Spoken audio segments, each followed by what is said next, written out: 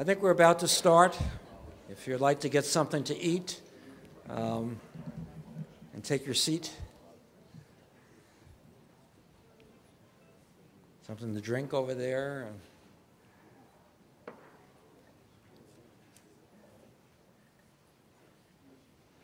Still more people coming in.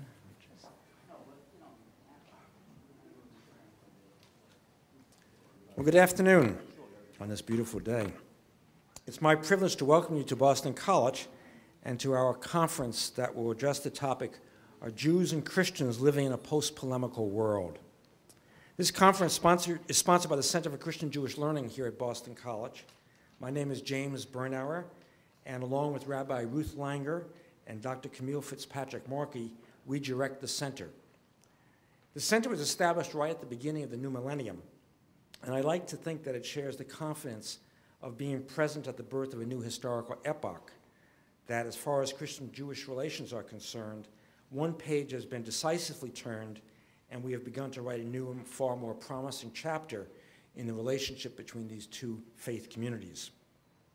The center's activities aim to contribute to that ongoing reconciliation, and there are many of them. We sponsor lectures and conferences, assorted courses, visiting scholars, an online journal, a Jewish-Christian dialogue for faculty and graduate students, and certainly we will always be invested in scholarly scrutiny of anti-Semitism.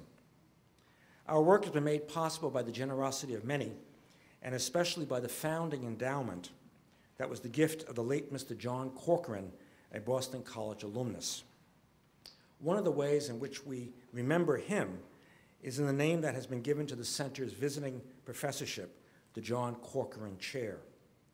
This year, we've been blessed with our second occupant of the professorship, Daniel Lasker, who is the Norbert Bleckner Professor of Jewish Values at Ben-Gurion University. I want to thank him and Dr. Markey for their energy and dedication in organizing this conference and managing the numerous details that are involved with it. A colleague asked me if a conference on polemics would really serve the goal of our center. I guess that we'll find out today and tomorrow. My scholarly instincts immediately responded, but of course, we should learn as much as we can about this literature and the attitude's possible survival into our own times. Continuing to think about my colleague's question, however, I became more appreciative of the context for this conference. Equally important as the scholarship itself is the fact that we, Jews and Christians, are doing this together in a context of learning, yes, but also of a new relationship for which we may not yet have an adequate and appropriate name. And that's fine. When Professor Lasker came to Boston last summer, I wondered what sort of person he would turn out to be, shaped as he must have been by decades of scholarly immersion in medieval polemics. I was thinking the French, of course, the déformation professionnelle, what might happen to somebody who studies polemics over such a long time. He is one of the world's most learned and published experts in this area, as his many books, articles, and international presentations make clear. Well, when Danny arrived, it was immediately apparent that he himself was not a polemicist, and it has been a great opportunity for us to have him here this year at Boston College. The ability to approach this difficult topic of polemics in a promising spirit is indebted to Danny's own gracious mind and sensibility. It's my privilege to introduce Professor Danny Lasker.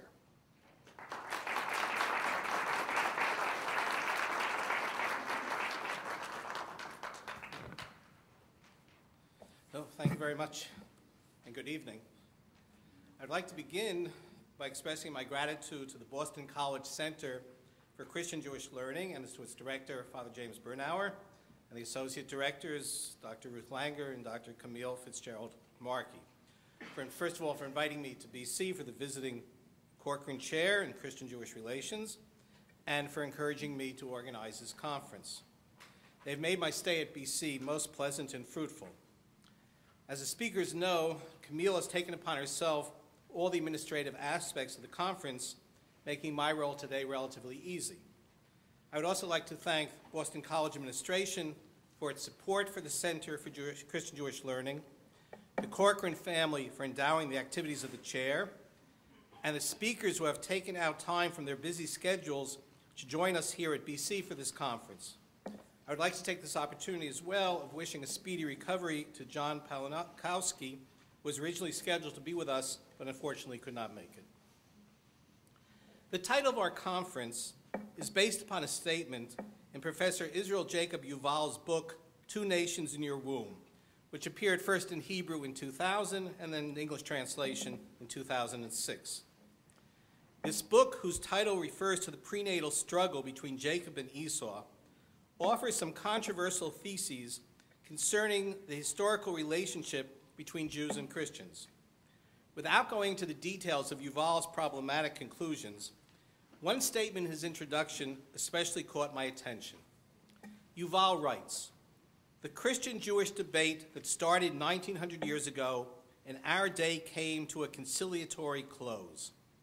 This conciliatory close, according to Yuval, is a result of the overturning of two central Christian doctrines, namely the physical existence of Jews within Christian society was to be guaranteed, and two, the dispersion and exile of the Jews was a result of the ongoing punishment for the crucifixion. In light of both the Holocaust, which eliminated the assumption of Jewish survival in Christian society, and the establishment of the State of Israel, which ended Jewish exile, these two assumptions, which had lain at the basis of the Christian-Jewish debate, were no longer tenable. As a result," Yuval writes, "the anti-Jewish position of Christianity became reprehensible and illegitimate." Referring to his own research, Yuval continues, "Ours is thus the first generation of scholars that can and may discuss the Jewish-Christian debate from a certain remove. This book is hence the product of a post-polemical age." I think Yuval is correct that modern-day scholarship has investigated sensitive areas of the historical relationship between Jews and Christians which were once considered off-limits. And this has been possible partly as a result of the new relationship between the two religions. But can we say that Christians and Jews are really living in a post-polemical world? And furthermore, was the relationship between Jews and Christians before the Holocaust and the establishment of the State of Israel characterized only by polemic and debate and mutual delegitimization? And have the past 65 years been characterized only by dialogue and rapprochement and mutual legitimization? That is a subject which I wish to explore tonight and tomorrow, and for that purpose I've invited some of the leading experts on the medieval Christian-Jewish debate, as well as some of the most acute observers of and participants in contemporary Christian-Jewish discussions. I've asked them to consider what exactly the polemical age was, especially in light of recent revisionist attempts to see the medieval polemics in context other than the Christian mission to the Jews and Jewish resistance to that mission, and then to deliberate on the question, are Christians and Jews living in a post-polemical world now? Has the polemical era come to an end, conciliatory or otherwise, or does the modern period reflect and replay many aspects of the Christian-Jewish relations in the Middle Ages? The keynote lecture tonight is being delivered by someone who bridges the medieval and modern eras, a student of polemics as well as a keen participant observer of the contemporary Christian-Jewish encounter. Professor David Berger is presently the Dean of the Revel Graduate School in Judaic Studies at Yeshiva University, an institution much like Boston College, which is dedicated to combining first-rate scholarship with religious observance and commitment. For many years, Dr. Berger was a professor of Jewish history at Brooklyn College and has contributed studies in medieval polemics for the past 45 years. His edition of one of the classical medieval Jewish controversial texts, the Nisachon Yashan, or the Old Book of Polemic, presents a window onto the entire breadth of the Jewish-Christian debate in the High Middle Ages. His collected articles on the subjects discussed at this conference have recently appeared in a volume entitled Persecution, Polemic, and Dialogue, and he just gave me a new book as he walked in. I am most pleased that he accepted my invitation to keynote this conference, and he will be talking tonight on the shifting dynamic of the Jewish-Christian encounter from the Middle Ages to the present. Thank you.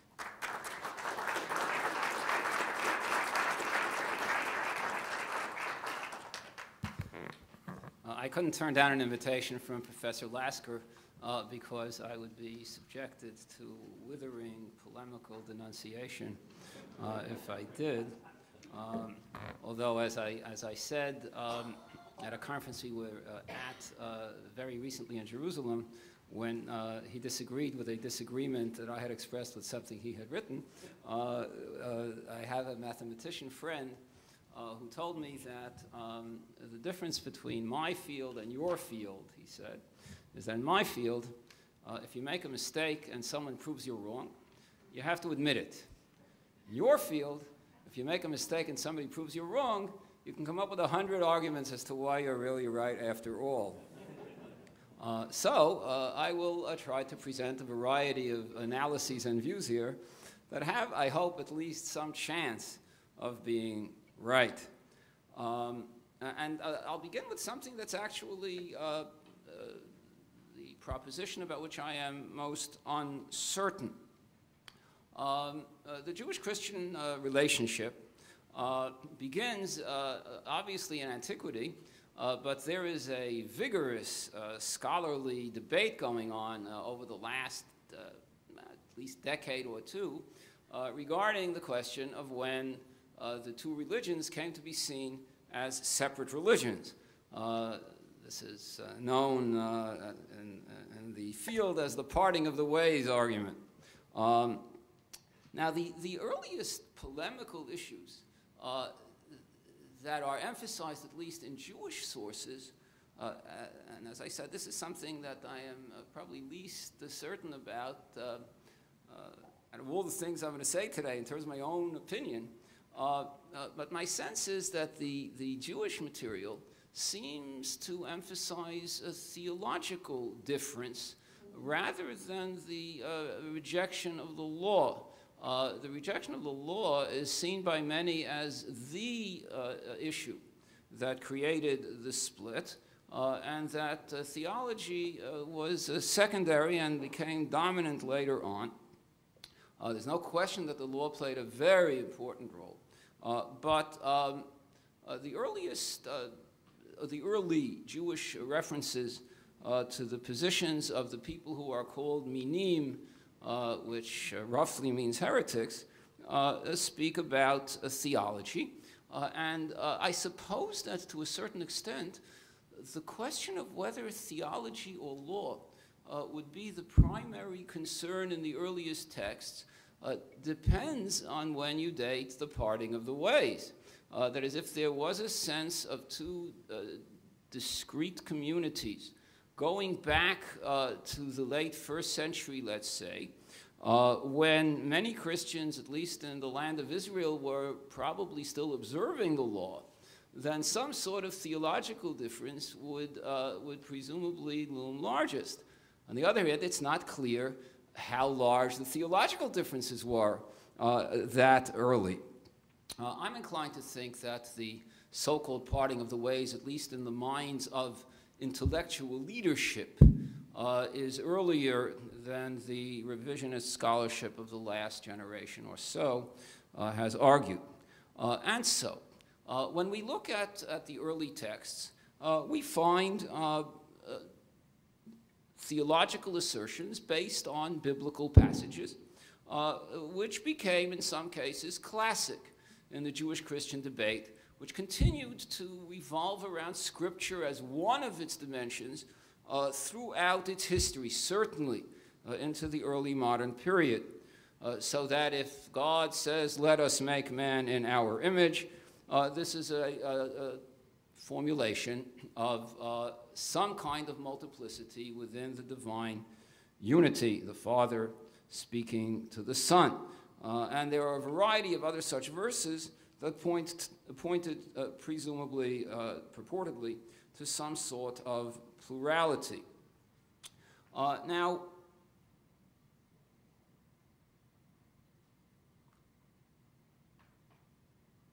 beyond the question of the law and theology, there was a critical development that, at least symbolically, plays a central role. And that is the assertion by Christians that they are the true Israel. In the book of Genesis, there are a series of brothers. And invariably, the younger brother is better than the older one. Sometimes the older one is really no good. And sometimes the older one is okay, but not up to the standard of the younger one. The most important pairs, or in one case it's not a pair, are Isaac and Ishmael, Jacob and Esau, the most important pair, because Jacob's other name is Israel, and because it was in connection with Jacob and Esau that there was this announcement made to the pregnant Rebekah that the younger would serve the older. And then there's Joseph and his brothers, and at the very end of the book of Genesis, there's a case when the older one is perfectly okay, but the younger one is still preferred for reasons that are not specified in the text at all, not even in a hint.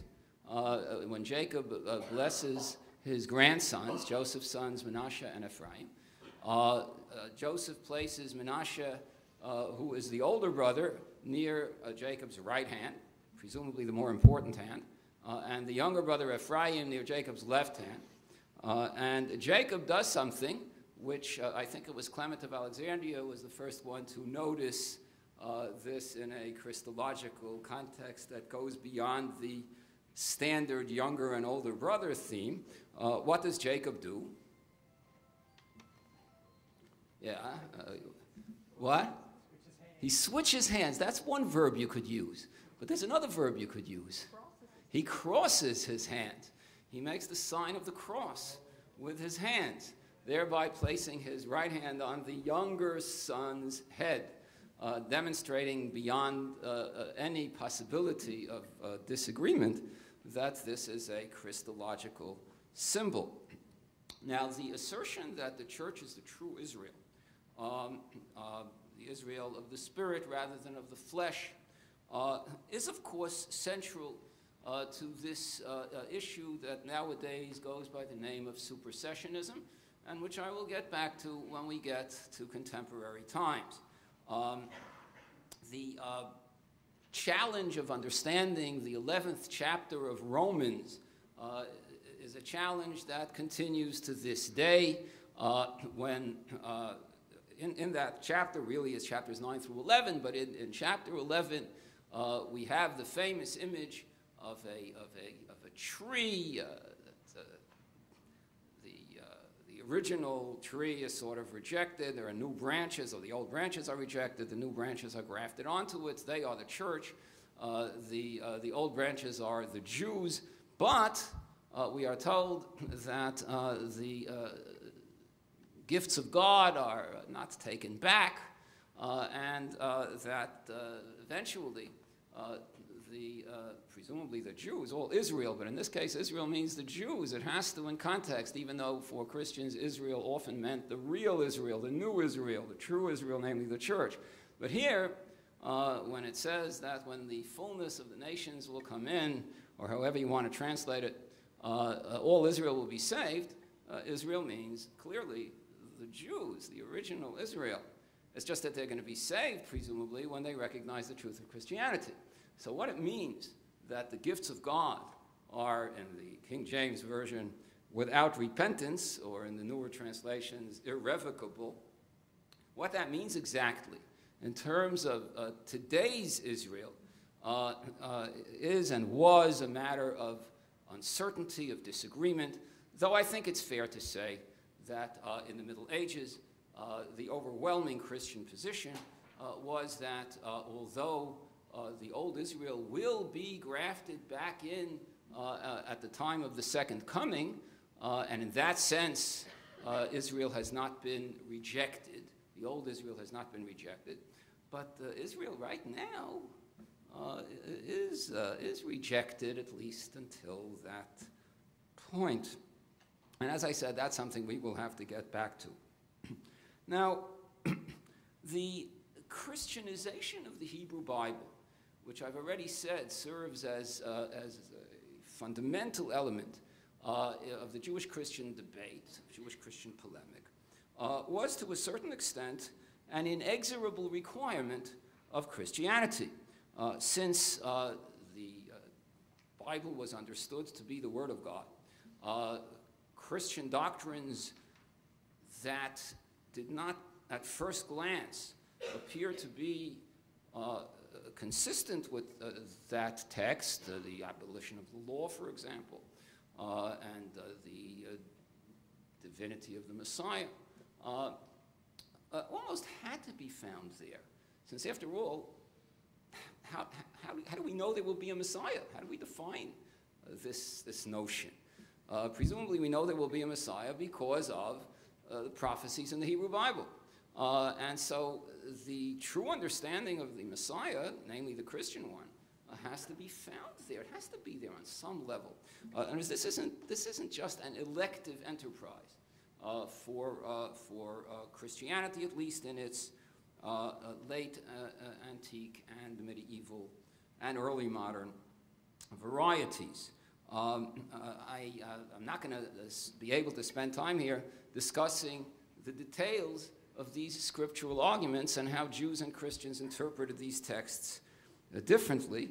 I'll just mention one because it will lead me to what I think is an interesting observation. If it's true, it's even more interesting. That of how the Jewish mindset was affected by these debates about biblical verses, even among Jews who were not especially interested in Jewish-Christian polemic per se. Here are two modern examples, you know, in an age that was coming close to being post-polemical, if that's true. But anyway, it's not quite a post-polemical age. We have two modern examples of this that I think have a certain almost cuteness to them. But they reveal something about how deeply this penetrated the Jewish psyche. When Isaiah 7:14 says, "Behold, an alma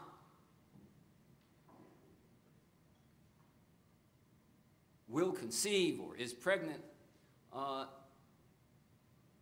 and have a child, and named Emmanuel, and whatever else it says." This was understood by Christians to refer to the virginal conception on the part of Mary, and the argument was that the word alma means virgin. And alma will conceive means that a virgin will conceive and have a son and name him whatever she'll name him, or whatever the father will name him, whatever it is. So, Christians pointed out, those who knew about this, that the Jewish translation of the Bible into Greek, the Septuagint, which was done before the Christian era, translates the word alma, which Jews claimed did not mean virgin, but meant young woman, with the Greek word parthenos, which at least almost always means virgin. So here you have Jews who translate the word alma as virgin. They are pre-Christian Jews. They're not affected by any of this stuff, presumably, and there it is.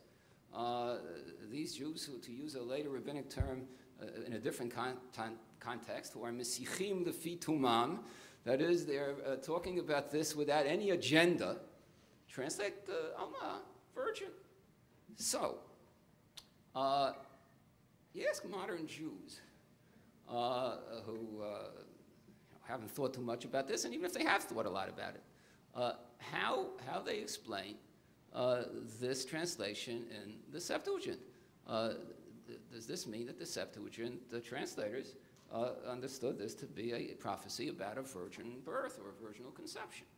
And all kinds of answers were given. That there's one place where the Septuagint translates parthenos, where the young woman is probably not a virgin anymore after the rape of Dinah. She's called, it says that the rapist came to love her. He loved the young woman, the Na'ara, and the Septuagint says Parthenos, so she presumes she's not a virgin. Anyway, how does one explain the fact that the Jewish translators understood this passage in Isaiah to refer to a virgin?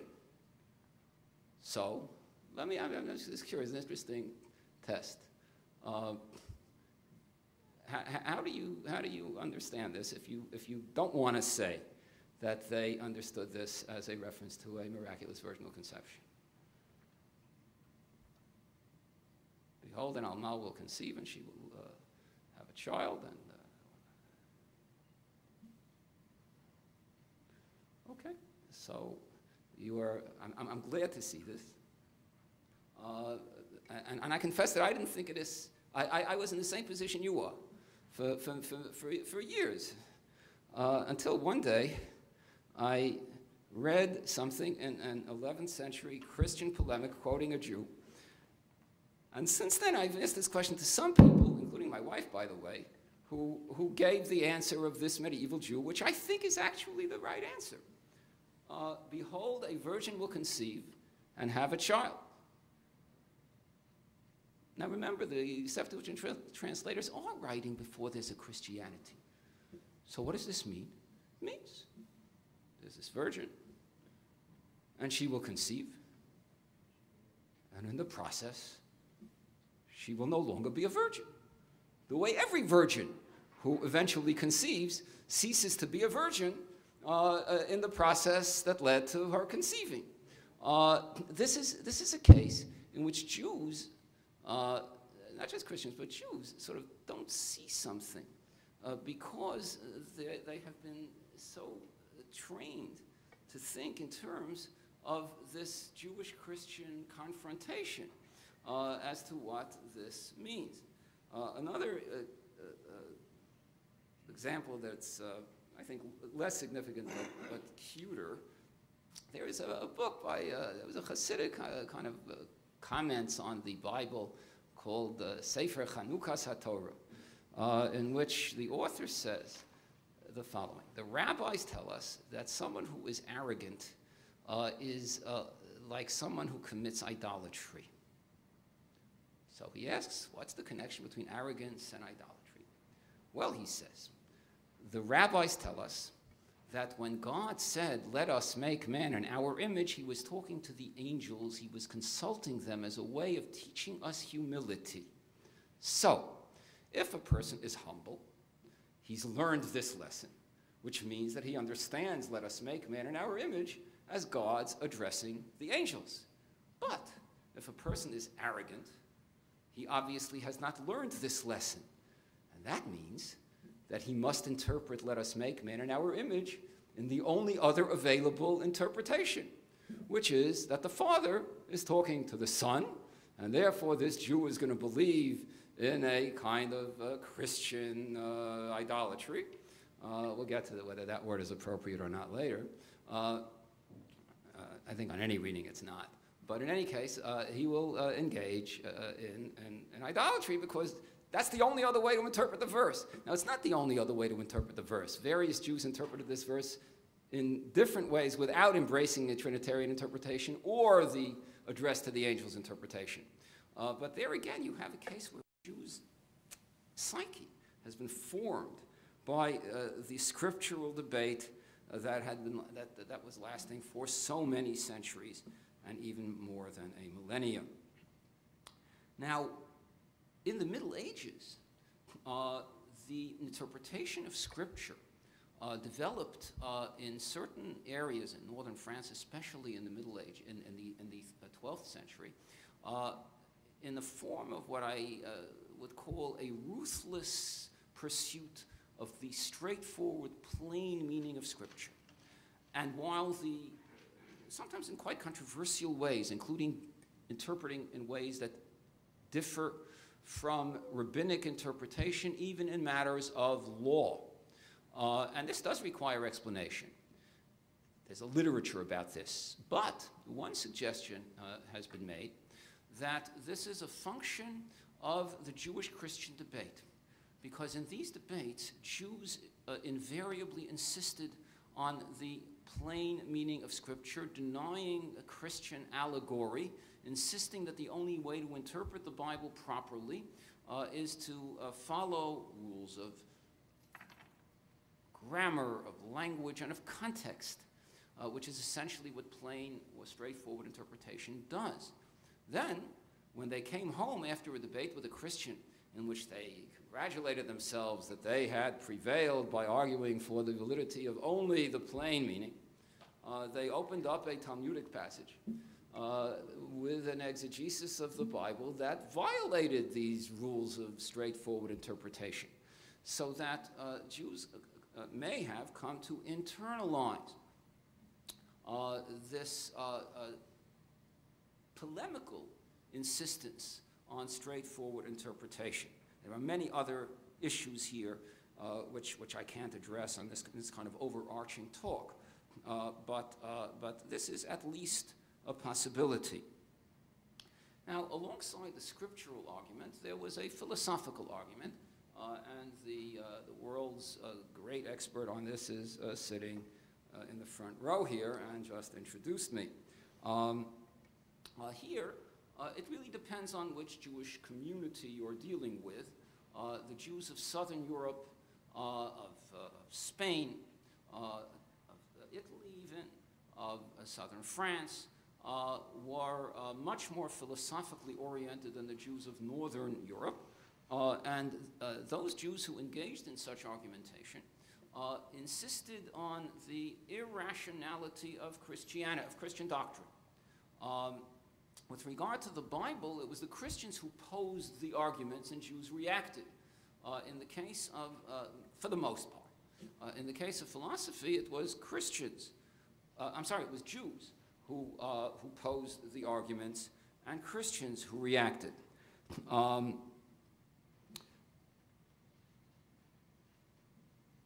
Professor Lasker's classic book about this subject tells us how Jews made such arguments with respect to the Trinity, to the Incarnation, to transubstantiation, and to the doctrine of Mary's virginity, even in the process of giving birth. On all of these issues, Jews argued that there were philosophic impossibilities that Christian doctrine required of us. Nonetheless, as the Middle Ages wear on, one gets a sense that Jews develop a feeling that they are becoming philosophically less sophisticated than Christians. And you do get some sense of a little bit of Jewish insecurity, even on issues of this kind, even though the structure is not by any means entirely undermined. And in the Jewish popular imagination, not among philosophically sophisticated people, the irrationality of Christian doctrine remained instinctively entrenched. One historian famously argued that the attacks on Jews in the late Middle Ages, asserting that Jews did things that, as he puts it, no Jew was ever seen to have done, what he calls chimerical anti-Semitism, specifically the blood libel and the host desecration charge and the well poisoning charge, are a result of a Christian unease about the irrationality of Christian doctrine, most important, the doctrine of the transubstantiation of the bread and wine of the Mass into Jesus' body and blood, and that they projected this irrationality onto Jews. I'm not entirely convinced that this is correct, but it gives you some sense of how this philosophical dimension played out, even among non-philosophically oriented people. In the late Middle Ages, or in the 13th century and later, two other very important things happened. One is the rise of serious Christian missionizing, which didn't happen before then. This, too, is a matter of much scholarly discussion, but but missionizing as a policy pursued with deep and consistent seriousness and with support from official organs or institutions of the church is not an early medieval phenomenon at all. But by the late Middle Ages, it is. Moreover, the Talmud comes to be used by Christians to prove both the validity of certain Christian doctrines, just as the Bible had been used to prove Christian doctrines. Christians started using the Talmud to prove Christian doctrines. And at the same time, the Talmud was attacked for both error and unethical laws involving primarily discrimination against non-Jews. At the same time, I was once invited to give a talk at York University in Toronto about the Christian use of the Talmud and the Jewish use of the New Testament in medieval Jewish-Christian polemic, a rather arcane subject. And I received an official invitation from the head of the religion department. He's not the one who organized this, not the one who really invited me, saying how happy he was to have me come and speak about the Christian youth, Y-O-U-T-H, of the Talmud, and the Jewish youth, Y-O-U-T-H, of the New Testament in medieval Jewish-Christian polemic. Then when I showed up at the airport, they asked me what I'm doing here, and I ended up having to tell them, and they sent me to a separate room, and they wanted to know what this was about. They asked me, is this about Jews for Jesus? Anyway, they finally let me go, and I asked the person who really invited me what this was all about, and he said that they wanted to know if I was speaking on a topic for which they could have invited a Canadian. And when they heard that it was this absurd topic, everything was all right. And this tells us that the Jews began to use the New Testament also, arguing somewhat similarly in terms of the structure, that the New Testament contains evidence of the truth of Judaism in the sense that Jesus taught doctrines that are consistent with those of the Jews and not of the later Christians, denying, for example, that he was God and affirming the eternity of the law. In addition, but Jews also used it to attack it, to point to contradictions in it, and to deal with the figure of Jesus in very interesting ways. Some texts denounce him in all sorts of quite nasty ways, sometimes evoking passages in early rabbinic literature. But others argue, as I just mentioned, that he was a good Jew. And if he was a good Jew, then Christians shouldn't be good Christians because they are violating his teachings. And then we come to a different sort of issue. And that issue is how Jews saw Christianity as a religion. I mentioned the term Christian idolatry before and said that this is not an appropriate term in any sense, I don't think. But there is a Hebrew term that is usually translated that way that literally means foreign worship, avodah zarah. And medieval Jews, I, for other reasons, once had to struggle to define foreign worship in Jewish law and theology. And the definition that I came up with was the worship or formal recognition as God of an entity that is in fact not God. Right? The formal recognition or worship as God of an entity that is in fact not God. In fact, meaning, of course, from a Jewish perspective. Using that definition, the worship of Jesus of Nazareth as God would be foreign worship. And this says something interesting, by the way, about the relationship between the Trinity and the Incarnation as the key to this Jewish judgment. Jews who to this day, instinctively, when this question comes up, take the Trinity to be the key Christian belief that makes it, if one holds that that is the case, avodah zarah, or foreign worship. But as Professor Laska's book shows, that's actually not true. The Trinity could be interpreted in ways that would not violate the unity of God, even from a Jewish perspective. Not that Jews accepted those understandings, but if the Trinity is God's power, wisdom, and will, or other things, then whether Jews thought that that was a proper division or not, they couldn't really say that it's, at least many Jews couldn't really say that this is a violation of the prohibition against foreign worship. What really caused, firmed up this evaluation was the worship of Jesus of Nazareth as God, and what it said about what Jews understood to be the real meaning of the Trinity, but that I won't pursue now.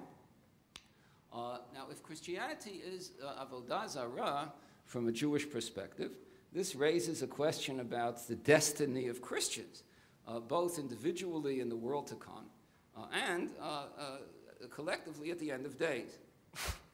And there is much to say about this, but I won't say it here.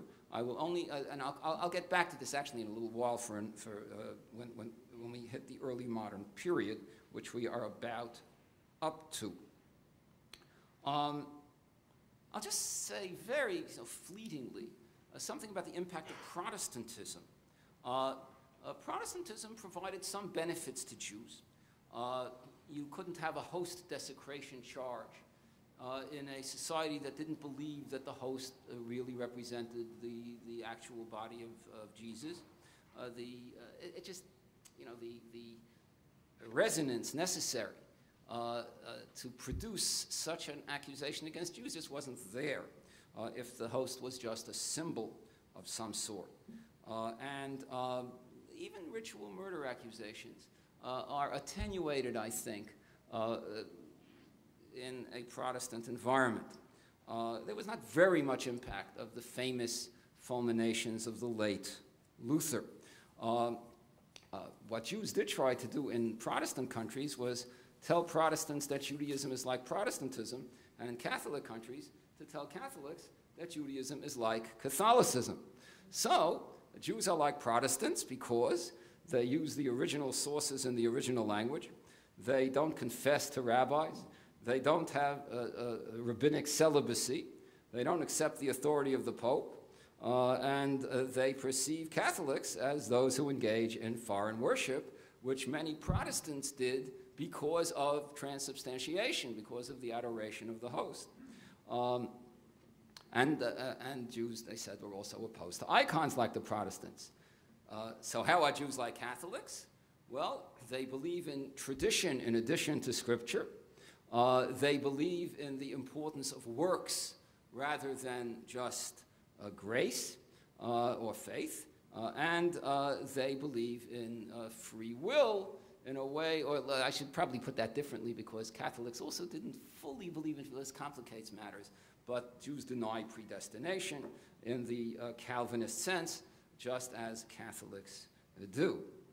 But when we really enter the early modern period full force, some extremely interesting things happen.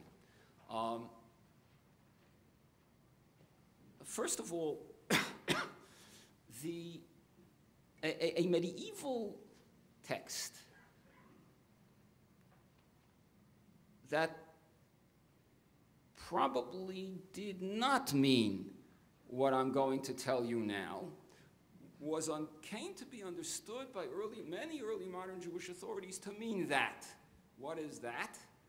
A medieval Jewish text said that non-Jews are not forbidden to associate God with something else, or at least the way I said it now is the way it came to be interpreted. Non-Jews, as long as they believe in the real God, in the right God, if they associate him with something else, that's not considered foreign worship for them. It is for Jews, but not for non-Jews. There's a kind of dual standard for foreign worship. One for Jews, one for non-Jews, and this completely exonerates Christians from the category of followers of foreign worship. Now, I repeat, I don't think that that's what the medieval Jewish text meant, and there were many modern authorities who also denied that that's what that medieval text meant, but there were a quite significant number who made this affirmation, and this makes quite a big difference in how Jews would see Christianity as a religion. Rabbi Jacob Emden, idiosyncratically, but still significantly in the 18th century, affirmed that Jesus did a great thing for the world by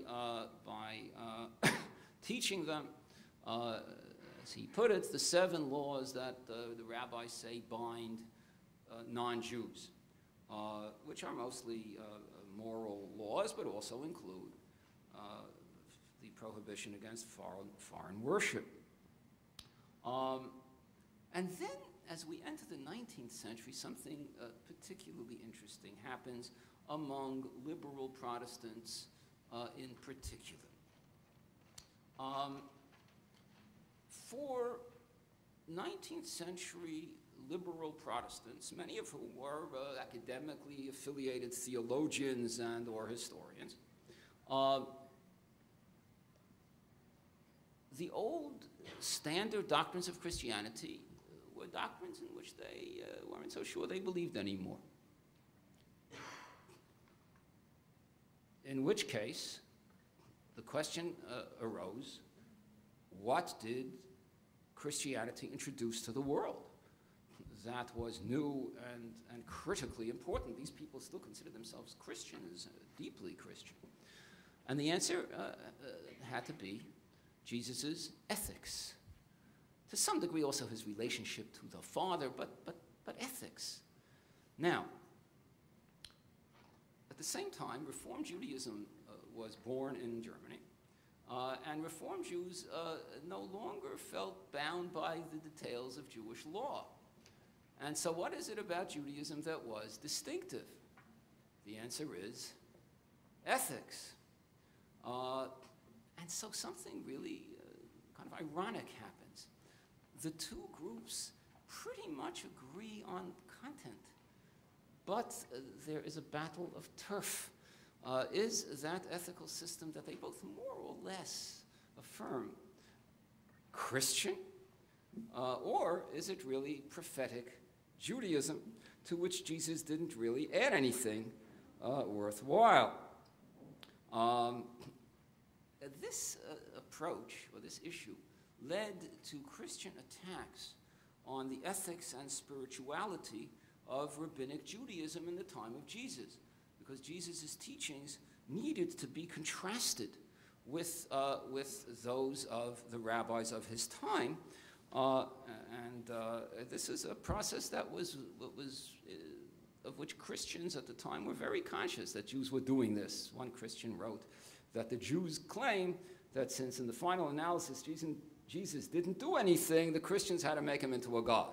That's a Christian expression of annoyance at this Jewish approach. And this, in the context of post-polemical or still somewhat polemical issues,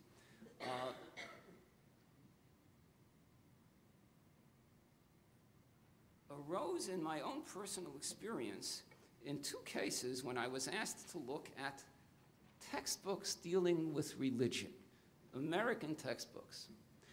Here is what I wrote in an article dealing with the point that I just made.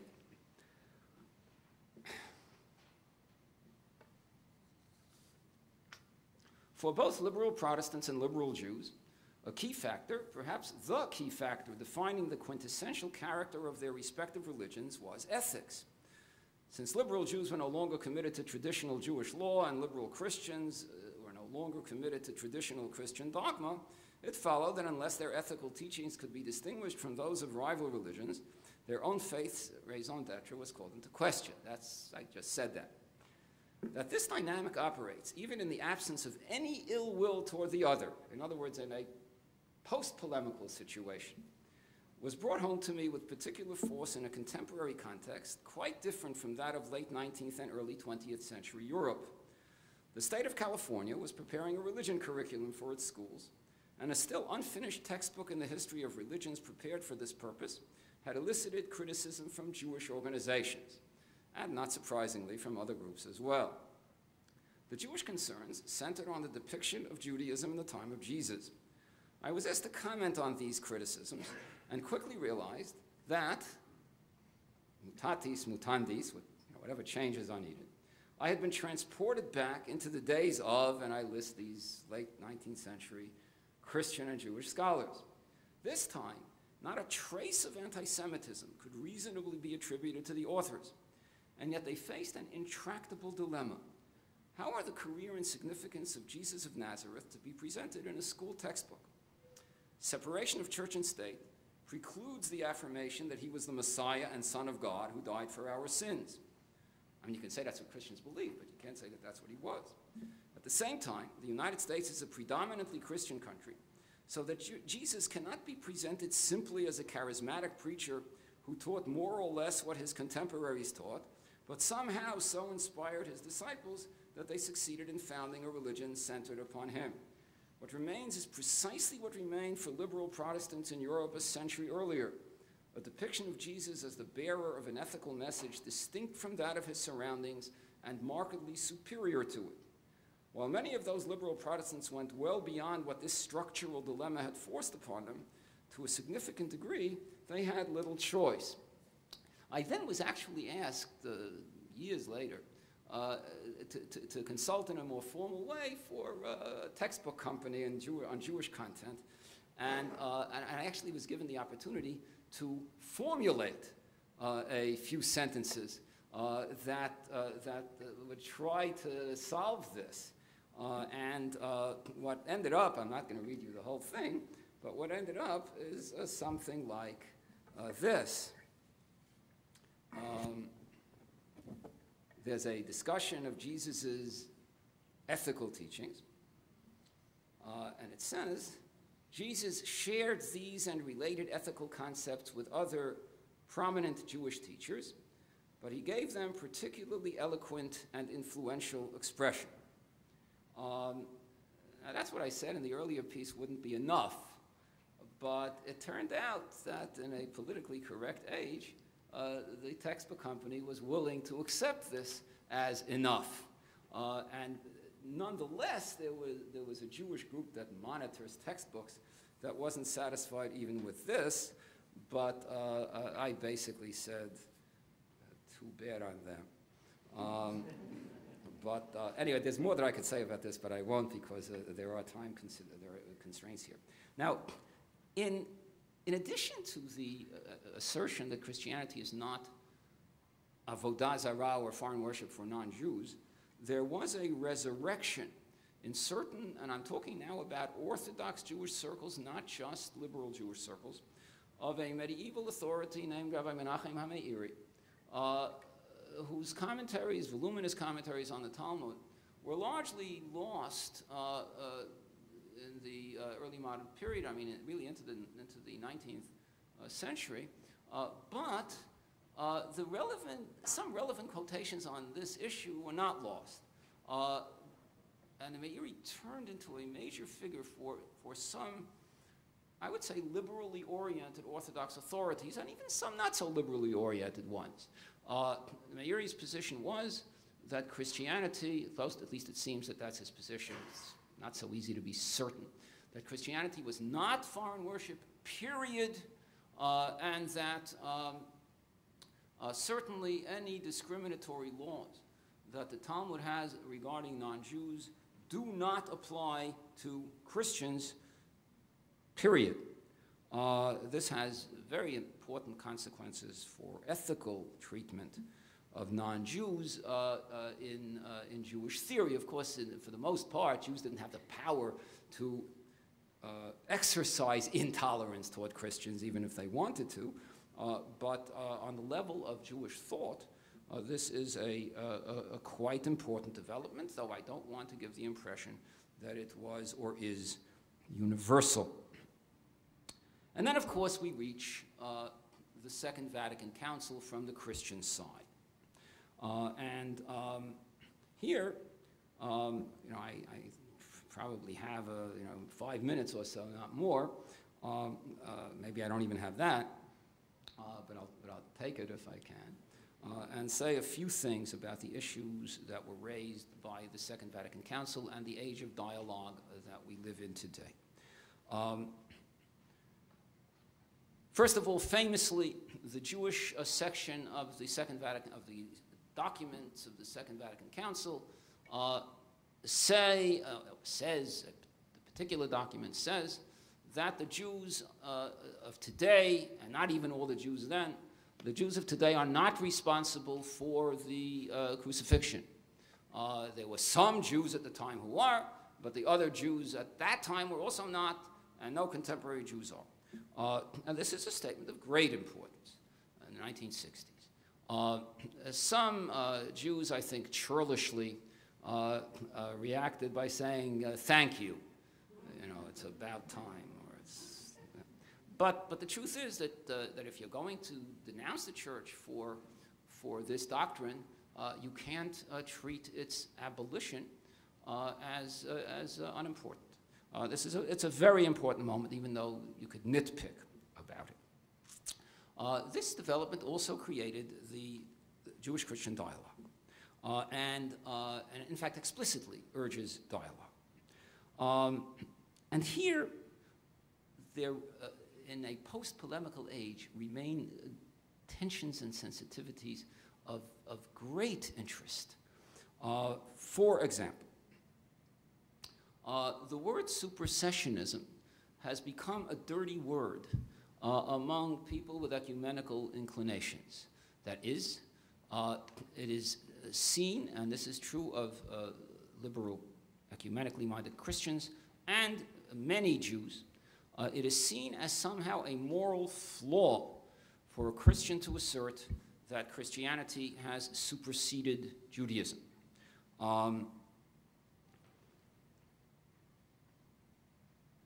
Some even regard it as a moral flaw to say that Christianity will be vindicated as the true religion and Judaism will not at the end of days. Even that is seen by some people as somehow a kind of inappropriate triumphalism. I actually don't even regard supersessionism before the end of days as a moral flaw, as long as it's not wedded to positions that are hostile to Jews and Judaism, and I would add, in light of recent developments, the state of Israel, where a strongly supersessionist statement was recently made, that made papers, which was embedded in a context of really almost vitriolic anti-Israelism. But the doctrine itself, I find difficult to consider immoral, because no Jew expects a non-Christian to say that the Jews are the chosen people. So why should a Jew have the right to tell a Christian that in the Christian's religion, he must say that the Jews are still the chosen people? I guess, the closer you are to somebody, the more you feel that you have you know what their sacred texts really mean, and they, after all, share one of your sacred texts, and this is something they have to say. I was thinking of something that's really not relevant in any rigorous intellectual sense. I was at a wedding in St. Louis once where men and women in an Orthodox wedding sit separately at the ceremony. It wasn't even a wedding where they sat separately at the meal, but they sat separately at the wedding ceremony, and there was one man who insisted on sitting with his wife. So there was one man sitting in the women's section. And I was asking myself, let's say this had been a Buddhist wedding ceremony or a Hindu wedding ceremony or a Muslim wedding ceremony. Would he have done that? And the answer is, of course not. But because it's his religion, he considers, there's something about closeness that gives you the feeling that you have a certain standing you might not otherwise have. At the same time, I must say that the rejection of supersessionism is a real and major phenomenon among ecumenically oriented Christians, very much so. And I have to say that I was absolutely floored when I read a sentence in a document put out by the Pontifical Biblical Commission about what would happen at the end of days. It's a document about it's called the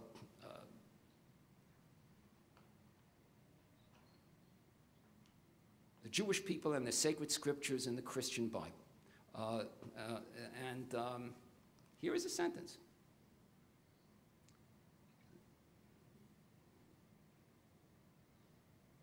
The definitive fulfillment will be at the end with the resurrection of the dead, a new heaven and a new earth. Jewish messianic expectation is not in vain. It can become for us Christians a powerful stimulant to keep alive the eschatological dimension of our faith. Like them, we too live in expectation. The difference is that for us, the one who is to come, and please listen to this, the one who is to come will have the traits of the Jesus who has already come and is already present and active among us. It doesn't say he will be Jesus. I still can't get it. It is amazing. It is absolutely amazing. And I don't know how, I'm not going to say that this penetrated Christian theology, but this is an official document. And on the other hand, there are, among Jews, there is a joke that goes around, which is not such a joke, which I've heard told in a kind of serious context by Orthodox Jews. I mean, it's in the context of wanting to accept help from fundamentalist Christians with respect to Israel. There's an agenda here, but still, that we don't have to worry so much about what they believe about Christianity versus Judaism, because when the Messiah comes, this is attributed to several important Jews, we'll ask him whether he's here for the first time or the second time. And, so the whole thing is not a big deal. And Irving Greenberg, in his book on Judaism and Christianity, said, and he would tell the Messiah not to answer. So I asked in a review what would happen if there's a follow-up question asked of the Messiah, are you the second person of the triune God? Whether Greenberg would also tell him not to answer, which illustrates some of these complexities. So let me end. There are a host of other issues which I can't talk about. The Church and the Holocaust, the canonization of Pius XII,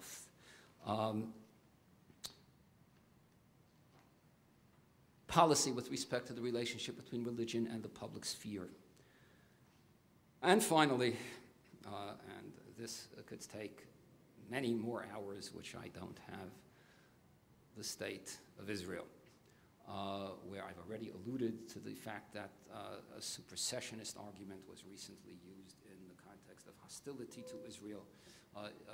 Jews who support Israel face the irony that Christian churches that are most willing to set aside classical formulations of anti-Judaism in Christianity tend, because of an overall political as well as religious liberalism in the present environment, not that I really think this is genuinely connected to genuine liberalism, are likely to be highly critical of Israel, while churches that continue to believe that missionizing Jews is proper and even a priority are supportive of Israel at a time where it needs support desperately. Here, polemic recurs, but it recurs in a more political than religious context. Okay.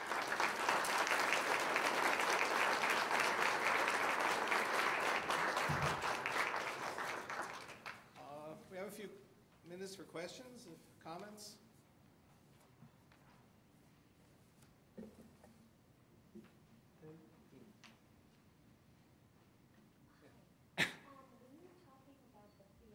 absolutely. Sure. When you were talking about theology, and you discussed some of the differences, what do you, I mean, what do you see, is grace like a component of Christianity, or is it shared, or is that even relevant to the conversation? All right, this actually causes me to repeat a very sharp line by Michael Wyshegrod, who is a distinguished Jewish theologian with a great interest in Christianity. He once said to me, I actually quoted this when I wrote a little 3-page appreciation of him as an introduction to a little section in the journal Modern Theology that was dedicated to his thought.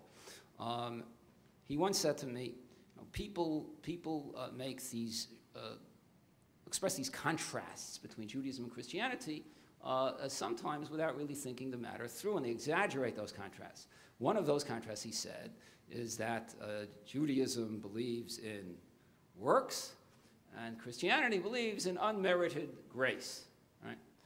So he said to me, and it really captured the thing so well. He said, tell me, have you ever met a Jew who entered the synagogue on the Day of Atonement, on Yom Kippur, and said, Lord, I want you to give me exactly what I deserve?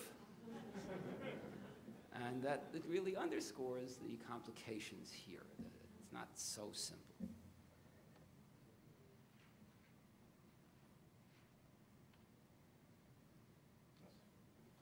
Please. I was relatively curious about the kind of rediscovery of the Old Testament in later Christianity, pre-modern period, as sort of source material for building society, as opposed to just sort of looking for clues of reference to the New Testament. How does that sort of play out in sort of Jewish-Christian dialogue? I have I don't know what to say about this, because I have perhaps not a Jew on this view is really not fair. That's not true. I admire the effort, but I consider it something that plays out in a way where the texts are used to validate positions that the people involved in these discussions hold anyway. In other words, it's certainly true that the Hebrew Bible came to be used among Christians and certainly among Jews as a basis for certain ethical teachings. Liberation theology used not only Jesus' teachings, but the teachings of the Hebrew prophets, the story of the Exodus, as evidence that one must overthrow oppression and eliminate bondage. And many of these uses are, of course, valid. To the extent that Jews and Christians embrace those values and find them in the Hebrew Bible, and there are some Jews who are perfectly happy to also cite New Testament passages that validate these positions. This creates some real degree of cooperation, and also sometimes I think enables Jews and Christians who want to establish a closer and positive relationship, it enables them to point to material in their traditions which validate this. But I see it, from a historical perspective. Maybe I'm kind of poisoned by being a historian, more as a desire to cooperate on ethical initiatives, whether it's social justice, whether it's ecology even, and to find in the texts the basis for this cooperation, more than the texts are driving it. But I could be wrong, and actually I hope I'm wrong. I'd like to ask you to be somewhat prophetic about where the dialogue is going, where you would guess it to be going. In particular, as Christianity becomes less and less Eurocentric, and there's much more an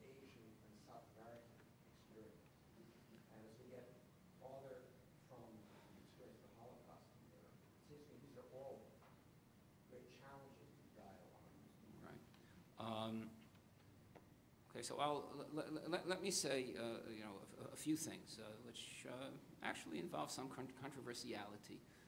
I have mixed feelings about the centrality of the Holocaust in this discussion, because the Holocaust can be a double-edged sword, in that some people who are not inclined to have favorable attitudes toward the Jews consider that they're being beaten over the head by the Holocaust.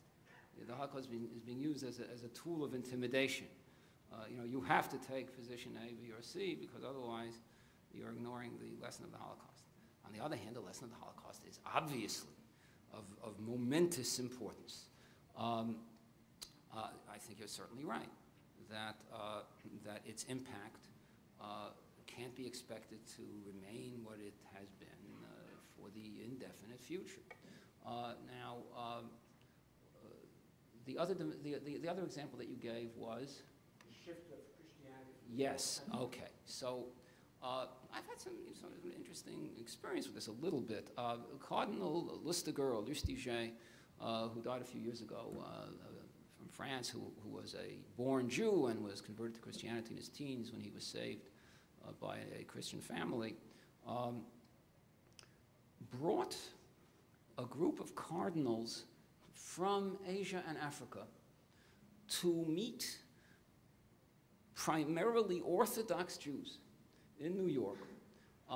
And he said, this was done under the aegis primarily of the World Jewish Congress, but he came with a very small group, which only included maybe one of those 4 people, to have a discussion with a small group of people at Yeshiva University, where he said that he regards it as exceedingly important that these, and we're talking about cardinals now, not even about ordinary priests or even bishops.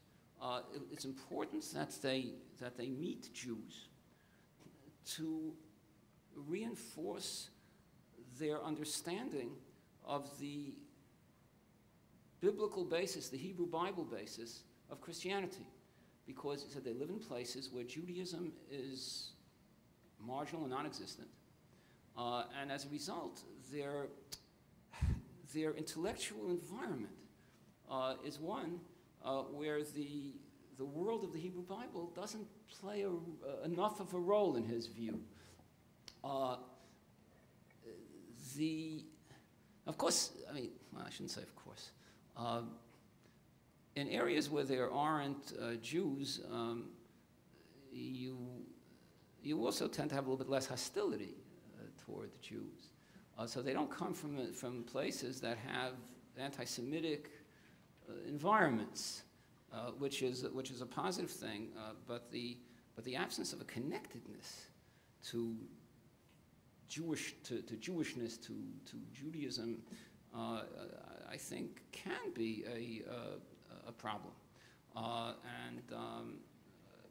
Whether at the moment they tend not to participate that much in Jewish-Christian dialogue for reasons that I guess have to do with what I just said.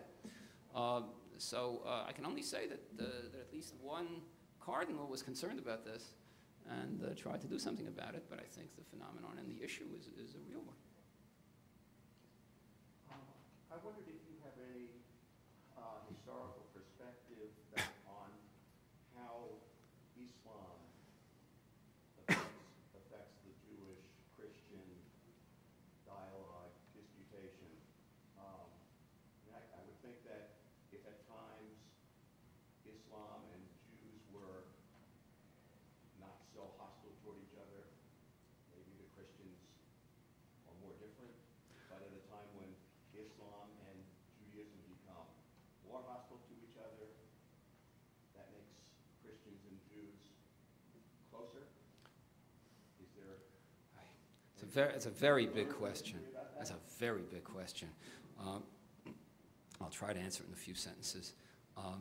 In the Middle Ages, Jews generally considered Islam to be closer to Judaism than Christianity was, and that is certainly true theologically.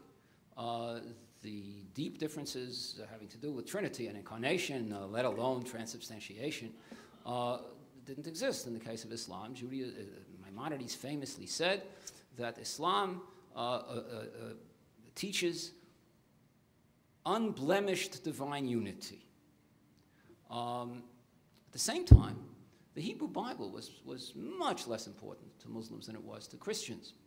And so this can, of course, cause debate, greater debate, but it also means that there's a certain distance between Judaism and Islam on a scriptural level, even though there is a greater closeness on a theological level. I don't have time to talk about the question of how Jews were treated under Islam and under Christianity in the Middle Ages. Now, the obvious problems that exist between Muslims and Jews that emerge out of Middle East realities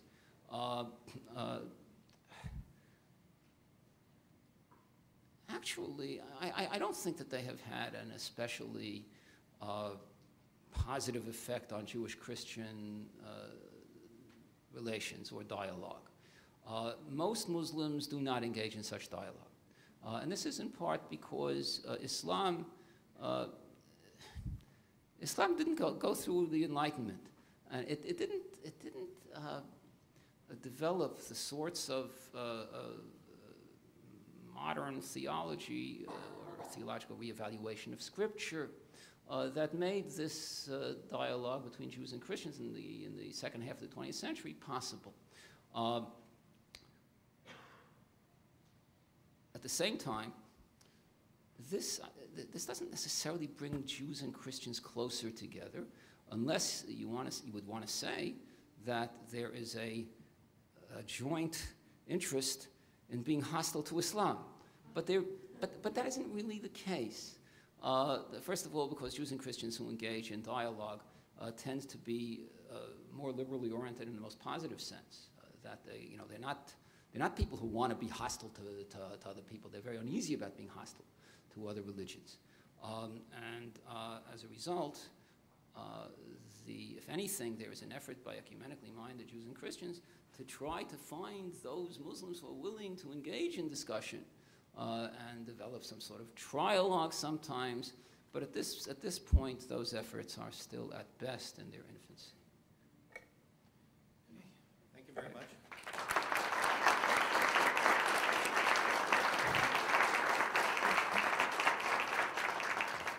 Thank you. I just want to remind you, tomorrow morning we're starting at 9 o'clock at 9 Lake Street, room 109 Lake Street. That's across Commonwealth Avenue at the School of Theology and Ministry. And there's books on exhibit of the speakers who will be speaking during this conference will be available tonight and also tomorrow. So I thank you all for coming, and we'll see you tomorrow.